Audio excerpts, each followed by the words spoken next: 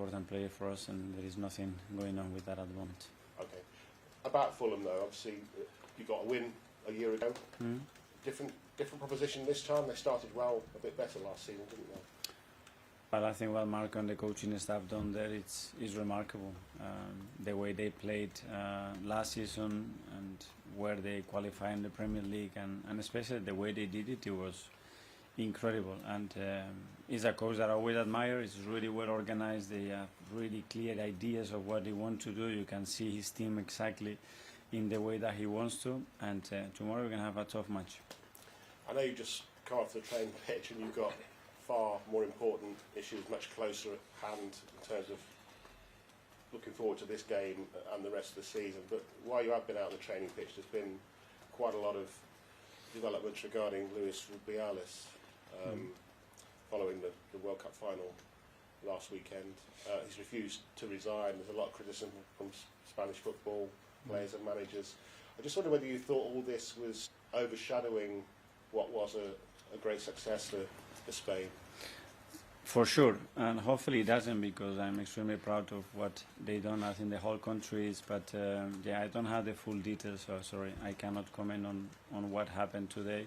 But it is sad, you know, that this is happening while, you know, everybody should be celebrating and be extremely proud of what they've done. Dr. Becky from the Premier League. Hi, Mikel. Hi.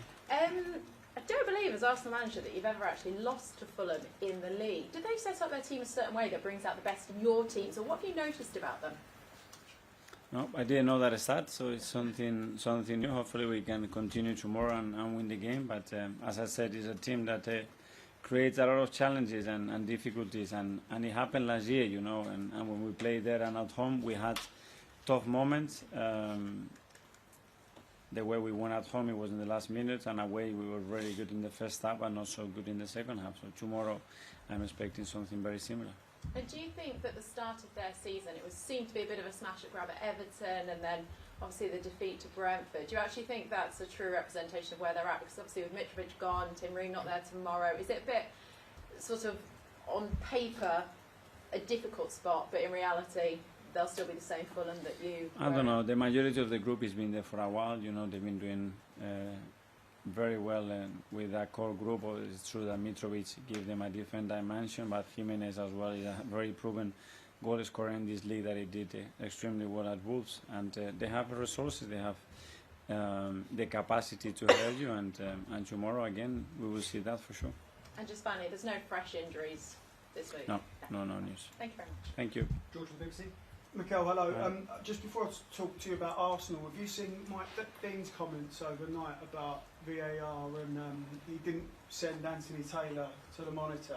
And I just wondered, what's your take on it? And do you think it's an isolated incident, or do you think we've got a big problem with VAR? I prefer not to comment too much on referees. They stay away from it. I think it's clear from the images what to gather, so prefer not to comment on that. Just reflecting on Monday, that was a really, I know we're 2 games into the season, but winning away against Palace with 10 men, that's a really good result, isn't it? Especially when you have to play over 30 minutes. They're in those conditions, but we did it, you know, and the team showed incredible resilience and hunger to win and react against difficult moments, and this is what we want. So it was a really good game for us to learn something different. I think before your time, the Arsenal team had a bit of a reputation of sort of being a bit weak. Looking on Monday, you've got so many 6-foot-tall players. You can't say this about this team. You look a really strong team. Do you feel that as a manager, that these are a hard set of players? But that's something that you have to prove every single day, you know, because the moment that you are not at it in this league, you're going to be exposed, you know, and that's the adjectives that a lot of people uses, you know, to explain a defeat or to explain a draw, and sometimes it is not that simplistic, but yeah, I don't like those words attached to our team, that's for sure. Did you identify that when you come in as something that you need to change, and now you've reached that level?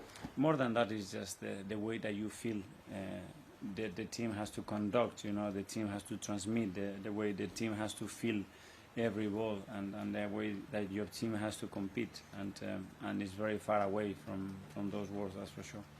the Arsenal fans enjoyed the win, but they also want to see a midfield of Declan Rice, Thomas Partey and Odegaard. So can you promise them that this season you'll see that in a midfield three, because that's the midfield three they want to see? Well, I think we already ticked that box. What, the way you're playing? Yeah, well, we play like this against Manchester City, no? In the league though? In the league. Okay. So not in the Champions League, the Carabao Cup. We have to play like this in the league. No, but it's just they At home or away? They want to see. Well, these are your options though, isn't it? For sure. I think it's going to happen. It's going to happen. Yeah. Thanks, George. We'll go to Ian. Thank you. Hi, Mikel, you well? Yes, very good. Thank you. Good. You? Yeah, not too bad. Good. Can I start by asking you about the new rules? How are you finding them as a manager? How the team find them? Because obviously Tommy. I'm used to them already. 1 week, bang, done. You have no complaints. Yeah, I'm a about new man. On the touchline, you will see me so calm. I won't move from the line. I'm ready to go. I mean, I'm being serious because last season. Yeah, me too. I'm trying my best to be there, you know. I have somebody in the stand. The moment I move, I have a band there, so I'm not going to move tomorrow. You will see how good I behave. Is that difficult for you? I mean, because you're a passionate man. Yeah, very difficult. But I will try my best. That's what I can promise. Fulham tomorrow without Mitrovic, who's gone to Saudi Arabia this week. Mm. Although none of your players have been linked this summer with the move to Saudi Arabia, lots of big players have been. Mo Salah, most recently, in the last 24 hours. How big a threat to the Premier League do you think Saudi Arabia is becoming now and will become in maybe a year or 2 years?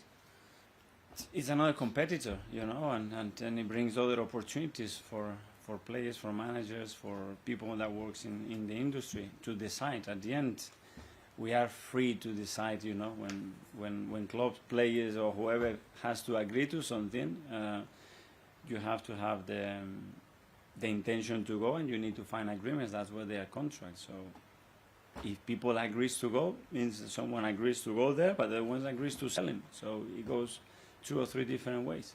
But the money they have is, it seems, you know, is a bottomless pit of money. They could afford, if they wanted to sign Declan Rice from you next summer, they could afford to give you 200 million, 300 million. You know, nothing you can do about that. Well, yeah, because the player has to be willing to go, and the club has to be willing to sell him. So we still have choices, you know, and contractually, especially in this country, when there is no those clauses, you are very protected to that. So at the end, I don't think it's all responsibilities for them. You know, they have the resources. Like we have to compare. You know, another countries, they will look at the Premier League and say, yeah, if a Premier League club comes in, yeah, we are dead. Yeah, but there's still a lot of things that have to happen. So it's another competitor, that's for sure. Good luck tomorrow. Thank you. Yeah. Hi, Mikel. Just on the back of that one, the issue with Saudi, I think, partly is, well, I know not your players have left, but Fulham, for example, have lost their top goal scorer. Their manager was linked. Willian's been linked. The fact that they have a 2-week period at the end of our transfer window where theirs is still open, do you think that's fair? Do you think that should be something that FIFA look at? No, because he's a competitor now. No, I think we have to change that. So it should be that they all have a... That's my opinion, yes. And then just a second one. Alexis McAllister had his red card rightly overturned from what happened last week when he was sent off. I know Tommy Asu was 2 yellow cards, but do you think that there should be an appeal process because it is still a red card? Do you think that should be something that could be introduced? Yeah, I would like to see a very proactive approach on that and do the same, but we know that that's not going to happen. James, ESPN? Yeah, just following on from Mark, obviously the Saudis can still buy players up till September the 20th, but is it your view that if you get any offers for any of your players after September the 1st, you won't consider them because you can't replace those players?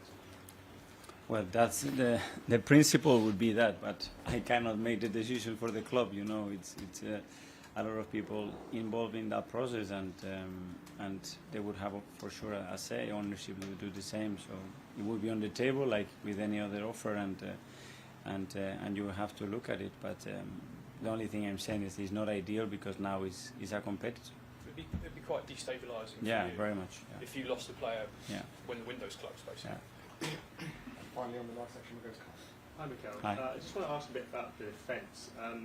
Last season, towards the end of the season, you were saying that maybe the reason the title race fell away was a lack of fit players. And now, obviously, Urian is going to be out for an extended period, and potentially more defenders are going to leave between now and next Friday. Do you worry that that puts you sort of back where you started, despite the work you've done in the summer to bring people in? Well, you have idea numbers, but that obviously there's a lot of things that you cannot control, like injuries. It's true that